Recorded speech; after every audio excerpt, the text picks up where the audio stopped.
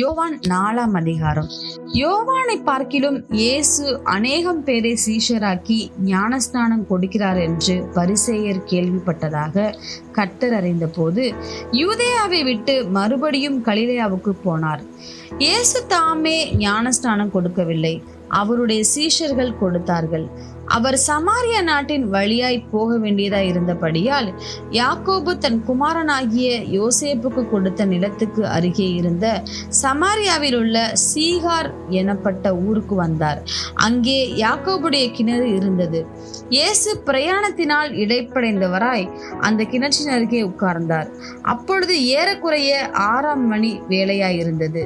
அவருடைய சீஷர்கள் போஜன பதார்த்தங்களை கொள்ளும்படி ஊருக்குள்ளே போயிருந்தார்கள். அப்பொழுது சமாரியா நாட்டாளாகிய ஒரு ஸ்திரீ தண்ணீர் மொல்ல வந்தாள். இயேசு அவளை நோக்கி, தாகத்துக்கு தா என்றார். யூதர்கள் சமாரியருடனே சம்பந்தம் கலவாதவர்களானபடியால் சமாரியா ஸ்திரீ அவரை நோக்கி, நீர் யூதனாய் இருக்க சமாரிய ஸ்திரீயாகிய என்னிடத்தில் தாகத்துக்கு தா என்று எப்படி கேட்கலாம் என்றாள்.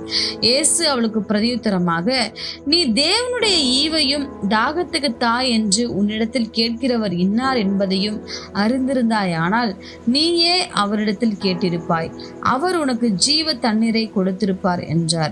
அதற்கு அந்த ஸ்திரீ, ஆண்டவரே, மொண்டு கொள்ள உம்மிடத்தில் பாத்திரம் இல்லையே, கிணறும் ஆழமாய் இருக்கிறதே, பின்ன எங்கே இருந்து உமக்கு ஜீவ தண்ணீர் உண்டாகும்? இந்த கிணற்றை எங்களுக்கு தந்த நம்முடைய பிதாவாகிய யாக்கோபை பார்க்கிலும் நீர் பெரியவரோ? அவரும் அவர் பிள்ளைகளும் அவர் மிருக ஜீவன்களும் இதிலே குடித்ததுண்டே என்றாள். இயேசு அவளுக்கு பிரதியுத்தரமாக, இந்த தண்ணீரை குடிக்கிறவனுக்கு மறுபடியும் தாகம் உண்டாகும். நான் கொடுக்கும் தண்ணீரை குடிக்கிறவனுக்கோ ஒரு காலும் தாகம் உண்டாகாது. நான் அவனுக்கு கொடுக்கும் தண்ணீர் அவனுக்குள்ளே நித்திய ஜீவ காலமாய் ஊறுகிற நீரூற்றாய் இருக்கும் என்றார். அந்த ஸ்திரீ அவரை நோக்கி, ஆண்டவரே, எனக்கு தாகம் உண்டாகாமலும் நான் இங்கே முண்டு கொள்ள வராமலும் இருக்கும்படி அந்த தண்ணீரை எனக்கு தர வேண்டும் என்றாள். இயேசு அவளை நோக்கி, நீ போய் உன் புருஷனை இங்கே அழைத்து கொண்டு வா என்றார். அதற்கு அந்த ஸ்திரீ, எனக்கு புருஷன் இல்லை என்றாள். இயேசு அவளை நோக்கி, எனக்கு புருஷன் இல்லை என்று நீ சொன்னது சரிதான். எப்படியெனில் 5 புருஷர் உனக்கு இருந்தார்கள், இப்பொழுது உனக்கு இருக்கிறவன் உனக்கு புருஷன் அல்ல, இதை உள்ளபடி சொன்னாய் என்றார். அப்பொழுது அந்த ஸ்திரீ அவரை நோக்கி, ஆண்டவரே, நீர் தீர்க்கதரிசி என்று காண்கிறேன். எங்கள் பிதாக்கள் இந்த மலையிலே தொழுது கொண்டு வந்தார்கள், நீங்கள் எருசலேமில் இருக்கிற ஸ்தலத்திலே தொழுது கொள்ள வேண்டும் என்கிறீர்களே என்றாள். அதற்கு இயேசு, ஸ்திரீயே, நான் சொல்லுகிறதை நம்பு. நீங்கள் இந்த மலையிலும் எருசலேமிலும் மாத்திரமல்ல, எங்கும் பிதாவை தொழுது கொள்ளும் காலம் வருகிறது. நீங்கள் அறியாததை தொழுது கொள்ளுகிறீர்கள், நாங்கள் அறிந்திருக்கிறதை தொழுது கொள்ளுகிறோம். ஏனென்றால் ரட்சிப்பு யூதர்கள் வழியாய் வருகிறது. உண்மையாய் தொழுது கொள்ளுகிறவன் பிதாவை ஆவியோடும் உண்மையோடும் தொழுது கொள்ளும் காலம் வரும், அது இப்பொழுதே வந்திருக்கிறது. தம்மை தொழுது கொள்கிறவர்கள் இப்படிப்பட்டவர்களாய் இருக்கும்படி பிதாவானவர் விரும்புகிறார். தேவன் ஆவியாய் இருக்கிறார், அவரை தொழுது கொள்கிறவர்கள் ஆவியோடும் உண்மையோடும் அவரை தொழுது கொள்ள வேண்டும் என்றார். அந்த ஸ்திரீ அவரை நோக்கி, கிறிஸ்து எனப்படுகிற மேசியா வருகிறார் என்று அறிவேன். அவர் வரும்போது எல்லாவற்றையும் நமக்கு அறிவிப்பார் என்றாள். அதற்கு இயேசு, உன்னுடனே பேசுகிற நானே அவர் என்றார். அத்தருணத்தில் அவருடைய சீஷர்கள் வந்து அவர் ஸ்திரீயுடனே பேசுகிறதை பற்றி ஆச்சரியப்பட்டார்கள். ஆகிலும் என்ன தேடுகிறீர் என்றாவது, ஏன் அவளுடனே பேசுகிறீர் என்றாவது ஒருவனும் கேட்கவில்லை. அப்பொழுது அந்த ஸ்திரீ தன் குடத்தை வைத்துவிட்டு ஊருக்குள்ளே போய் ஜனங்களை நோக்கி, நான் செய்த எல்லாவற்றையும் ஒரு மனுஷன் எனக்கு சொன்னார், அவரை வந்து பாருங்கள், அவர் கிறிஸ்து தானோ என்றாள். அப்பொழுது அவர்கள் ஊரிலிருந்து புறப்பட்டு அவரிடத்தில் வந்தார்கள். இப்படி நடக்கையில் சீஷர்கள் அவரை நோக்கி, ரபி, போஜனம் பண்ணும் என்று வேண்டிக் கொண்டார்கள். அதற்கு அவர், நான் புசிப்பதற்கு நீங்கள் அறியாத ஒரு போஜனம் எனக்கு உண்டு என்றார். அப்பொழுது சீஷர்கள் ஒருவரை ஒருவர் பார்த்து, யாராவது அவருக்கு போஜனம் கொண்டு வந்திருப்பாரோ என்றார்கள். இயேசு அவர்களை நோக்கி, நான் என்னை அனுப்பினவருடைய சித்தத்தின்படி செய்து அவருடைய கிரியையை முடிப்பதே என்னுடைய போஜனமாயிருக்கிறது. அறுப்பு காலம் வருகிறதற்கு இன்னும் 4 மாதம் செல்லும் என்று நீங்கள் சொல்லுகிறது இல்லையா? இதோ வயல் நிலங்கள் இப்பொழுதே அறுப்புக்கு விளைந்திருக்கிறது என்று உங்கள் கண்களை ஏறெடுத்து பாருங்கள் என்று நான் உங்களுக்கு சொல்லுகிறேன். விதைக்கிறவனும் அறுக்கிறவனும் ஆகிய இருவரும் ஒருமித்து சந்தோஷப்படத்தக்கதாக அறுக்கிறவன் கூலியை வாங்கி நித்திய ஜீவனுக்காக பலனை சேர்த்து கொள்ளுகிறான். விதைக்கிறவன் ஒருவன் அறுக்கிறவன் ஒருவன் என்கிற மெய்யான வழக்கச்சொல் இதனாலே விளங்குகிறது. நீங்கள் பிரயாசப்பட்டு பயிரிடாததை அறுக்க நான் உங்களை அனுப்பினேன்.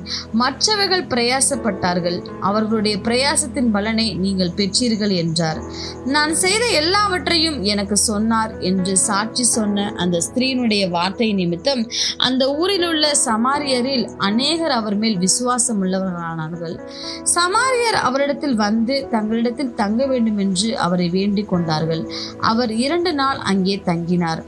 அப்பொழுது அவருடைய உபதேசத்து நிமித்தம் இன்னும் அநேகம் பேர் விசுவாசித்து அந்த ஸ்திரீயை நோக்கி, உன் சொல்லி நிமித்தம் அல்ல, அவருடைய உபதேசத்தை நாங்களே கேட்டு அவர் மெய்யாய் கிறிஸ்துவாகிய உலக இரட்சகர் என்று அறிந்து விசுவாசிக்கிறோம் என்றார்கள்.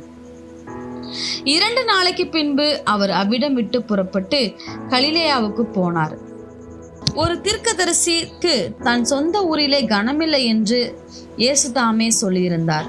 அவர் கலிலேயாவில் வந்தபோது எருசலேமில் பண்டிகையிலே அவர் செய்த எல்லாவற்றையும் பார்த்திருந்த கலிலேயர் அவரை ஏற்றுக்கொண்டார்கள். அவர்களும் பண்டிகைக்கு போயிருந்தார்கள். பின்பு இயேசு தாம் தண்ணீரை திராட்சரசமாக்கின கலிலேயாவில் உள்ள கானா ஊருக்கு மறுபடியும் வந்தார். அப்பொழுது கப்பர் நகுமிலே ராஜாவின் மனுஷரில் ஒருவனுடைய குமாரன் வியாதியாயிருந்தான். இயேசு யூதேயாவிலிருந்து கலிலேயாவுக்கு வந்தார் என்று அந்த மனுஷன் கேள்விப்பட்ட போது அவரிடத்திற்கு போய் தன் மகன் மரண அவஸ்தையா இருந்தபடியினாலே அவனை குணமாக்கும் படிக்கு வர வேண்டும் என்று அவரை வேண்டிக் கொண்டான். அப்பொழுது இயேசு அவனை நோக்கி, நீங்கள் அடையாளங்களையும் அற்புதங்களையும் காணாவிட்டால் விசுவாசிக்க மாட்டீர்கள் என்றார். அதற்கு ராஜாவின் மனுஷன், ஆண்டவரே, என் பிள்ளை சாகிறதற்கு முன்னே வர வேண்டும் என்றான். இயேசு அவனை நோக்கி, நீ போகலாம், உன் குமாரன் பிழைத்திருக்கிறான் என்றார். அந்த மனுஷன் இயேசு சொன்ன வார்த்தையை நம்பி போனான். அவன் போகையில் அவனுடைய ஊழியக்காரர் அவனுக்கு எதிர்கொண்டு வந்து, உம்முடைய குமாரன் பிழைத்திருக்கிறான் என்று அறிவித்தார்கள். அப்பொழுது எந்த மணி நேரத்தில் அவனுக்கு குணம் உண்டாயிற்று என்று அவர்களிடத்தில் விசாரித்தான். அவர்கள், நேற்று 7ஆம் மணி நேரத்தில் ஜுரம் அவனை விட்டது என்றார்கள். உன் குமாரன் பிழைத்திருக்கிறான் என்று இயேசு தன்னுடனே சொன்ன மணி நேரம் அதுவே என்று தகப்பன் அறிந்து அவனும் அவன் வீட்டார் அனைவரும் விசுவாசித்தார்கள். இயேசு யூதேயாவிலிருந்து கலிலேயாவுக்கு திரும்பி வந்த பின்பு இது அவர் செய்த 2ஆம் அற்புதம். யோவான் 5ஆம் அதிகாரம். இவைகளுக்கு பின்பு யூதருடைய பண்டிகை ஒன்று வந்தது. அப்பொழுது இயேசு எருசலேமுக்கு போனார். எபிரேய பாஷையிலே பெதஸ்தா என்னப்பட்ட ஒரு குளம் எருசலேமில் ஆட்டு வாசலின் அருகே இருக்கிறது. அதற்கு 5 மண்டபங்கள் உண்டு. அவைகளிலே குருடர், சப்பானிகள், சூம்பின உறுப்புடையவர்கள் முதலான வியாதிக்காரர் அநேகர் படுத்திருந்து தண்ணீர் எப்பொழுது கலங்கும் என்று காத்து கொண்டிருப்பார்கள். ஏனெனில் சில சமயங்களிலே தேவதூதன் ஒருவன் அந்த குளத்தில் இறங்கி தண்ணீரை கலக்குவான். தண்ணீர் கலங்கின பின்பு யார் முந்தி அதில் இறங்குவானோ அவன் எப்பேற்பட்ட வியாதியஸ்தனா இருந்தாலும் சொஸ்தமாவான். 38 வருஷம் வியாதி கொண்டிருந்த ஒரு மனுஷன் அங்கே இருந்தான். படுத்திருந்த அவனை இயேசு கண்டு அவன் வெகு காலமாய் வியாதியஸ்தன் என்று அறிந்து அவனை நோக்கி, சொஸ்தமாக வேண்டுமென்று விரும்புகிறாயா என்று கேட்டார். அதற்கு வியாதியஸ்தன், ஆண்டவரே, தண்ணீர் கலக்கப்படும் போது என்னை குளத்தில் கொண்டு போய் விடுகிறதற்கு ஒருவரும் இல்லை. நான் போகிறதற்குள்ளே வேறொருவன் எனக்கு முந்தி இறங்கி விடுகிறான் என்றான்.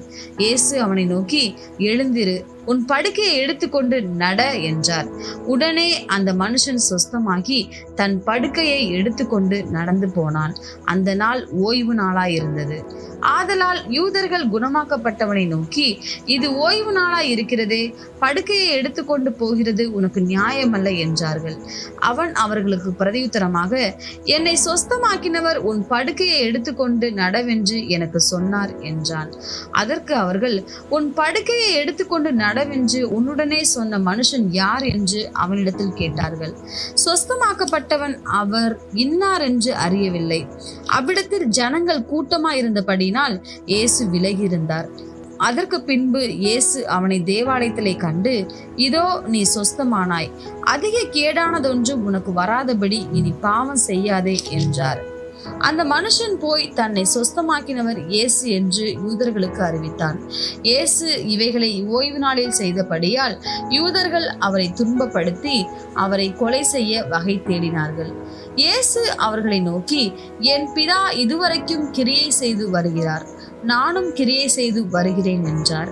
அவர் ஓய்வு நாள் கட்டளையை மீறினதுமல்லாமல் தேவனை தம்முடைய சொந்த பிதா என்று சொல்லி தம்மை தேவனுக்கு சமமாக்கினபடியினாலே யூதர்கள் அவரை கொலை செய்யும்படி அதிகமாய் வகை தேடினார்கள். அப்பொழுது இயேசு அவர்களை நோக்கி, மெய்யாகவே மெய்யாகவே நான் உங்களுக்கு சொல்லுகிறேன், பிதாவானவர் செய்ய குமாரன் காண்கிறது எதுவோ அதையே அன்றி வேறொன்றையும் தாமாய் செய்ய மாட்டார். அவர் எவைகளை செய்கிறாரோ அவைகளை குமாரனும் அந்தபடியே செய்கிறார். பிதாவானவர் குமாரனிடத்தில் அன்பாயிருந்து தாம் செய்கிறவைகளை எல்லாம் அவருக்கு காண்பிக்கிறார். நீங்கள் ஆச்சரியப்படத்தக்கதாக இவைகளை பார்க்கிலும் பெரிதான கிரியைகளையும் அவருக்கு காண்பிப்பார். பிதாவானவர் மரித்தோரை எழுப்பி உயிர்ப்பிக்கிறது போல குமாரனும் தமக்கு சித்தமானவர்களை உயிர்ப்பிக்கிறார். அன்றையும் பிதாவை கனம் பண்ணுகிறது போல எல்லாரும் குமாரனையும் கனம் பண்ணும் படிக்கு பிதாவானவர் தாமே ஒருவருக்கும் நியாய தீர்ப்பு செய்யாமல் நியாய தீர்ப்பு செய்யும் அதிகாரம் முழுவதையும் குமாரனுக்கு ஒப்பு கொடுத்திருக்கிறார். குமாரனை கனம் பண்ணாதவன் அவரை அனுப்பின பிதாவையும் கனம் பண்ணாதவனாய் இருக்கிறான். என் வசனத்தை கேட்டு என்னை அனுப்பினவரை விசுவாசிக்கிறவனுக்கு நித்திய ஜீவன் உண்டு. அவன் ஆக்கினை தீர்ப்புக்குட்படாமல் மரணத்தை விட்டு நீங்கி ஜீவனுக்குட்பட்டிருக்கிறான் என்று மெய்யாகவே மெய்யாகவே உங்களுக்கு சொல்லுகிறேன். மரித்தோர் தேவகுமாரனுடைய சத்தத்தை கேட்கும் காலம் வரும், அது இப்பொழுதே வந்திருக்கிறது. அதை கேட்கிறவர்கள் பிழைப்பார்கள் என்று மெய்யாகவே மெய்யாகவே உங்களுக்கு சொல்லுகிறேன். ஏனெனில் பிதாவானவர் தம்மில் தாமே ஜீவனுடையவராய் இருக்கிறது போல குமாரனும் தம்மில் தாமே ஜீவனுடையவராய் இருக்கும்படி அருள் செய்திருக்கிறார். அவர் மனுஷகுமாரனாய் இருக்கிறபடியால் நியாய தீர்ப்பு செய்யும் படிக்கு அதிகாரத்தையும் அவருக்கு கொடுத்திருக்கிறார். இதை குறித்து நீங்கள் ஆச்சரியப்பட வேண்டாம். ஏனென்றால் பிரேத குழிகளில் உள்ள அனைவரும் அவருடைய சத்தத்தை கேட்கும் காலம் வரும். அப்பொழுது நன்மை செய்தவர்கள் ஜீவனை அடையும்படி எழுந்திருக்கிறவர்களாகவும் தீமை செய்தவர்கள் ஆக்கினையை அடையும்படி எழுந்திருக்கிறவர்களாகவும் புறப்படுவார்கள். நான் என் சுயமாய் ஒன்றும் செய்கிறதில்லை, நான் கேட்கிறபடியே நியாயம் தீர்க்கிறேன். எனக்கு சித்தமானதை நான் தேடாமல் என்னை அனுப்பின பிதாவுக்கு சித்தமானதையே நான் தேடுகிறபடியால் என் தீர்ப்பு நீதியாய் இருக்கிறது. என்னை குறித்து நானே சாட்சி கொடுத்தால் என் சாட்சி மெய்யாயிராது. என்னை குறித்து சாட்சி கொடுக்கிறவர் வேறொருவர் இருக்கிறார். அவர் என்னை குறித்து கொடுக்கிற சாட்சி மெய்யான சாட்சி என்று அறிந்திருக்கிறேன். நீங்கள் யோவானிடத்தில் ஆள் அனுப்பி விசாரித்தீர்கள், அவன் சத்தியத்திற்கு சாட்சி கொடுத்தான். நான் ஏற்றுக்கொள்கிற சாட்சி மனுஷனுடைய சாட்சி அல்ல, நீங்கள் ரட்சிக்கப்படுவதற்காகவே இவைகளை சொல்லுகிறேன். அவன் எரிந்து பிரகாசிக்கிற விளக்காயிருந்தான். நீங்களும் சில காலம் அவன் வெளிச்சத்திலே களிகூற மனதாயிருந்தீர்கள். யோவானுடைய சாட்சியை பார்க்கிலும் மேன்மையான சாட்சி எனக்கு உண்டு. அதென்னவெனில், நான் நிறைவேறும் படிக்கு பிதாவானவர் எனக்கு கற்பித்ததும் நான் செய்து வருகிறதுமான கிரியைகளே பிதா என்னை அனுப்பினார் என்று என்னை குறித்து சாட்சி கொடுக்கிறது. என்னை அனுப்பின பிதா தாமே என்னை குறித்து சாட்சி கொடுத்திருக்கிறார். நீங்கள் ஒரு காலம் அவர் சத்தத்தை கேட்டதும் இல்லை, அவர் ரூபத்தை கண்டதும் இல்லை. அவர் அனுப்பினவரை நீங்கள் விசுவாசியாதபடியால் அவருடைய வசனம் உங்களில் தரித்திருக்கிறதும் இல்லை. வேத வாக்கியங்களை ஆராய்ந்து பாருங்கள், அவைகளால் உங்களுக்கு நித்திய ஜீவன் உண்டென்று எண்ணுகிறீர்களே. என்னை குறித்து சாட்சி கொடுக்கிறவைகளும் அவைகளே. அப்படி இருந்தும் உங்களுக்கு ஜீவன் உண்டாகும்படி என்னிடத்தில் வர உங்களுக்கு மனதில்லை. நான் மனுஷரால் மகிமையை ஏற்றுக்கொள்கிறதில்லை. உங்களில் தேவ அன்பு இல்லை என்று உங்களை அறிந்திருக்கிறேன். நான் என் பிதாவின் நாமத்தினாலே வந்திருந்தும் நீங்கள் என்னை ஏற்றுக்கொள்ளவில்லை. வேறொருவன் தன் சுய நாமத்தினாலே வந்தால் அவனை ஏற்றுக்கொள்வீர்கள். தேவனாலே மாத்திரம் வருகிற மகிமையை தேடாமல் ஒருவரால் ஒருவர் மகிமையை ஏற்றுக்கொள்ளுகிற நீங்கள் எப்படி விசுவாசிப்பீர்கள்? பிதாவினிடத்தில் நான் உங்கள் மேல் குற்றம் சாட்டுவேன் என்று நினையாதிருங்கள். நீங்கள் நம்புகிற மோசேயே உங்கள் மேல் குற்றம் சாட்டுவான். நீங்கள் மோசேயை விசுவாசித்தீர்களானால் என்னையும் விசுவாசிப்பீர்கள். அவன் என்னை குறித்து எழுதியிருக்கிறானே, அவன் எழுதின வாக்கியங்களை நீங்கள் விசுவாசியாமல் இருந்தால் நான் சொல்லுகிற வசனங்களை எப்படி விசுவாசிப்பீர்கள் என்றார். யோவான் 6ஆம் அதிகாரம். இவைகளுக்கு பின்பு இயேசு திபேரியா கடல் என்னப்பட்ட கலிலேயா கடலின் அக்கறைக்கு போனார். அவர் வியாதிக்காரரிடத்தில் செய்த அற்புதங்களை திரளான ஜனங்கள் கண்டபடியால் அவருக்கு பின் சென்றார்கள். இயேசு மலையின் மேல் ஏறி அங்கே தம்முடைய சீஷருடனே கூட உட்கார்ந்தார். அப்பொழுது யூதருடைய பண்டிகையாகிய பஸ்கா சமீபமாயிருந்தது. இயேசு தம்முடைய கண்களை ஏறெடுத்து திரளான ஜனங்கள் தம்மிடத்தில் வருகிறதை கண்டு பிலிப்புவை நோக்கி, இவர்கள் சாப்பிடத்தக்கதாக அப்பங்களை எங்கே கொள்ளலாம் என்று கேட்டார். தாம் செய்ய போகிறதை அறிந்திருந்தும் அவனை சோதிக்கும்படி இப்படி கேட்டார். பிலிப்பு அவருக்கு பிரதியுத்தரமாக, இவர்களில் ஒவ்வொருவனும் கொஞ்சம் கொஞ்சம் எடுத்துக்கொண்டாலும் 200 பணத்து அப்பங்களும் இவர்களுக்கு போதாதே என்றான். அப்பொழுது அவருடைய சீஷரில் ஒருவனும் சீமோன் பேதுருவின் சகோதரனுமாகிய அந்திரேயா அவரை நோக்கி, இங்கே ஒரு பையன் இருக்கிறான். அவன் கையில் 5 வார்கோதுமை அப்பங்களும் 2 மீன்களும் உண்டு. ஆனாலும் அவைகள் இத்தனை ஜனங்களுக்கு எம்மாத்திரம் என்றான். இயேசு, ஜனங்களை உட்கார வையுங்கள் என்றார். அந்த இடம் மிகுந்த புல்லுள்ளதாய் இருந்தது. பந்தி இருந்த புருஷர்கள் ஏறக்குறைய 5000 பேராய் இருந்தார்கள். இயேசு அந்த அப்பங்களை எடுத்து ஸ்தோத்திரம் பண்ணி சீஷர்களிடத்தில் கொடுத்தார். சீஷர்கள் பந்தி இருந்தவர்களுக்கு கொடுத்தார்கள். அப்படியே மீன்களையும் அவர்களுக்கு எடுத்து அவர்களுக்கு வேண்டிய மட்டும் கொடுத்தார்.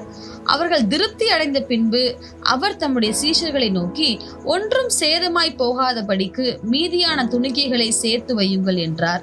அந்தபடியே அவர்கள் சேர்த்து வார்கோதுமை அப்பங்கள் 5 அவர்கள் சாப்பிட்டு மீதியான துணிக்கைகளினாலே 12 கூடைகளை நிரப்பினார்கள். இயேசு செய்த அற்புதத்தை அந்த மனுஷர் கண்டு, மெய்யாகவே இவர் உலகத்தில் வருகிறவரான தீர்க்கதரிசி என்றார்கள். ஆதலால் அவர்கள் வந்து தம்மை ராஜாவாக்கும்படி பிடித்து கொண்டு போக மனதாய் இருக்கிறார்கள் என்று இயேசு அறிந்து மறுபடியும் விலகி தனியே மலையின் மேல் ஏறினார். சாயங்காலமான போது அவருடைய சீஷர்கள் கடற்கரைக்கு போய் படவில் ஏறி கடலின் அக்கறையில் உள்ள கப்பர்நகூமுக்கு நேராய் போனார்கள். அப்பொழுது இருட்டாய் இருந்தது. இயேசுவும் அவர்களிடத்தில் வராதிருந்தார். பெருங்காற்று அடித்தபடியினாலே கடல் கொந்தளித்தது. அவர்கள் ஏறக்குறைய 3-4 மைல் தூரம் தண்டு வலித்து போன பொழுது இயேசு கடலின் மேல் நடந்து படவுக்கு சமீபமாய் வருகிறதை கண்டு பயந்தார்கள். அவர்களை அவர் நோக்கி, நான் தான், பயப்படாதிருங்கள் என்றார். அப்பொழுது அவரை படவில் ஏற்றிக்கொள்ள மனதாயிருந்தார்கள். உடனே படவு அவர்கள் போகிற கரையை பிடித்தது. மறுநாளில் கடலின் அக்கறையிலே நின்ற ஜனங்கள் அவருடைய சீஷர் ஏறின அந்த ஒரே படவு தவிர அங்கே வேறொரு படவும் இருந்ததில்லை என்றும், இயேசு தம்முடைய சீஷருடனே கூட படவில் ஏறாமல் அவருடைய சீஷர் மாத்திரம் போனார்கள் என்றும் அறிந்தார்கள். கர்த்தர் ஸ்தோத்திரம் செய்த பின்பு அவர்கள் அப்பம் சாப்பிட்ட இடத்துக்கு சமீபமாய் திபேரியாவில் இருந்து வேறே படவுகள் வந்தது.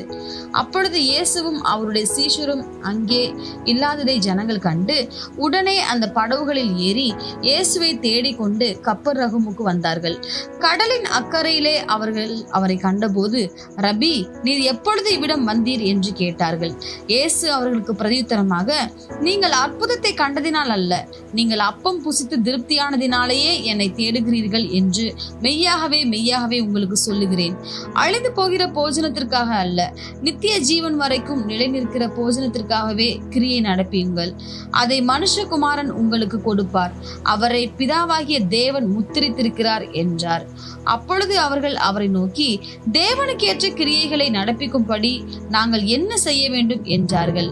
இயேசு அவர்களுக்கு பிரதியுத்தரமாக, அவர் அனுப்பினவரை நீங்கள் விசுவாசிப்பதே தேவனுக்கேற்ற கிரியையாய் இருக்கிறது என்றார். அதற்கு அவர்கள், அப்படியானால் உம்மை விசுவாசிக்கும்படிக்கு நாங்கள் காணத்தக்கதாக நீர் என்ன அடையாளத்தை காண்பிக்கிறீர், என்னத்தை நடப்பிக்கிறீர்? வானத்திலிருந்து அவர்களுக்கு அப்பத்தை புசிக்க கொடுத்தார் என்று எழுதியிருக்கிறபடி நம்முடைய பிதாக்கள் வனாந்தரத்தில் மன்னாவை புசித்தார்களே என்றார்கள்.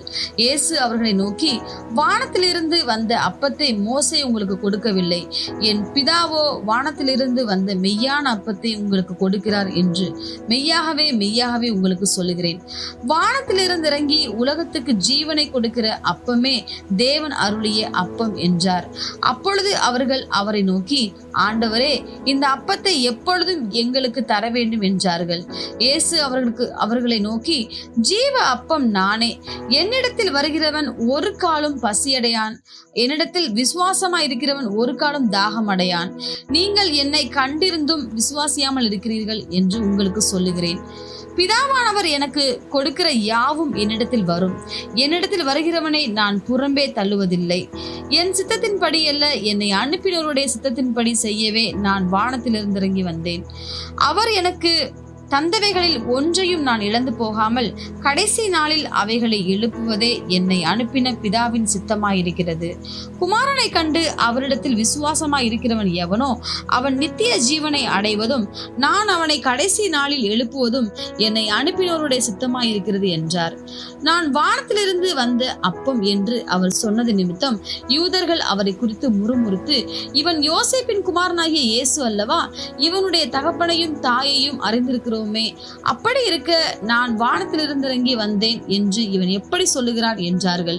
இயேசு அவர்களுக்கு பிரதியுத்தரமாக, உங்களுக்குள்ளே முறுமுறுக்க வேண்டாம். என்னை அனுப்பின பிதா ஒருவனை இழுத்து கொள்ளாவிட்டால் அவன் என்னிடத்தில் வரமாட்டான். கடைசி நாளில் நான் அவனை எழுப்புவேன். எல்லாரும் தேவனாலே போதிக்கப்பட்டிருப்பார்கள் என்று தீர்க்கதரிசிகளின் ஆகமத்தில் எழுதியிருக்கிறதே. ஆகையால் பிதாவினிடத்தில் கேட்டு கற்றுக்கொள்கிறவன் எவனும் என்னிடத்தில் வருகிறான். தேவனிடத்தில் நின்று வந்தவரே தவிர வேறொருவரும் பிதாவை கண்டதில்லை. இவரே பிதாவை கண்டவர். என்னிடத்தில் விசுவாசமாய் இருக்கிறவனுக்கு நித்திய ஜீவன் உண்டென்று மெய்யாகவே உங்களுக்கு சொல்லுகிறேன். ஜீவ அப்பம் நானே. உங்கள் பிதாக்கள் வனாந்தரத்திலே மன்னாவை புசித்திருந்தும் மரித்தார்கள். இதிலே புசிக்கிறவன் மறியாமல் இருக்கும்படி வானத்திலிருந்து இறங்கி வந்த அப்பம் இதுவே. நானே வானத்திலிருந்து இறங்கி வந்த ஜீவ அப்பம். இந்த அப்பத்தை புசிக்கிறவன் என்றென்றைக்கும் பிழைப்பான். நான் கொடுக்கும் அப்பம் உலகத்தில் ஜீவனுக்காக நான் கொடுக்கும் என் மாம்சமே என்றார். அப்பொழுது யூதர்கள், இவன் தன்னுடைய மாம்சத்தை எப்படி நமக்கு புசுக்கி கொடுப்பான் என்று தங்களுக்குள்ளே வாக்குவாதம் பண்ணினார்கள். அதற்கு இயேசு அவர்களை நோக்கி, நீங்கள் மனுஷகுமாரனுடைய மாம்சத்தை புசியாமலும் அவருடைய இரத்தத்தை பானம் பண்ணாமலும் இருந்தால் உங்களுக்குள்ளே ஜீவன் இல்லை என்று மெய்யாகவே உங்களுக்கு சொல்லுகிறேன்.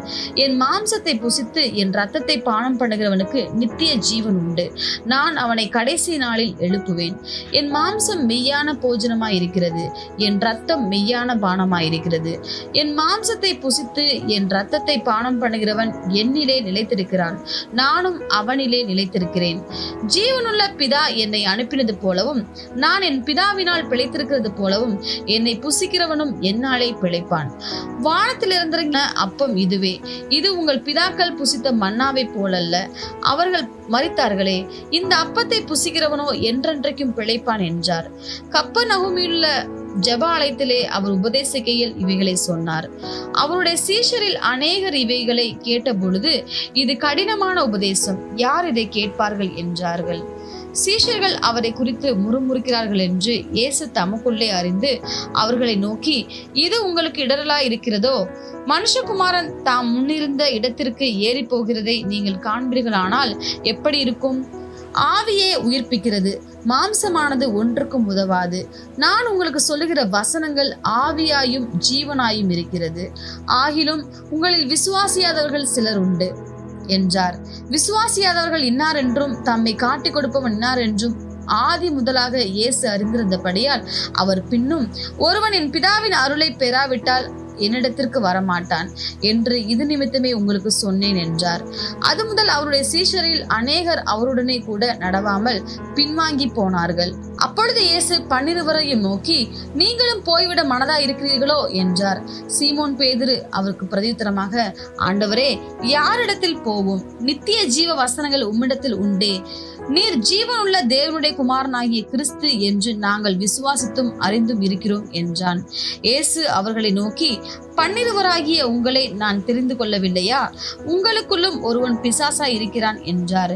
சீமோனின் குமாரனாகிய யூதாஸ் காரியோத்து 12 ஒருவராய் இருந்தும் தம்மை காட்டிக் கொடுக்க போகிறவனுமாய் இருந்தபடியால் அவனை குறித்து இப்படி சொன்னார்.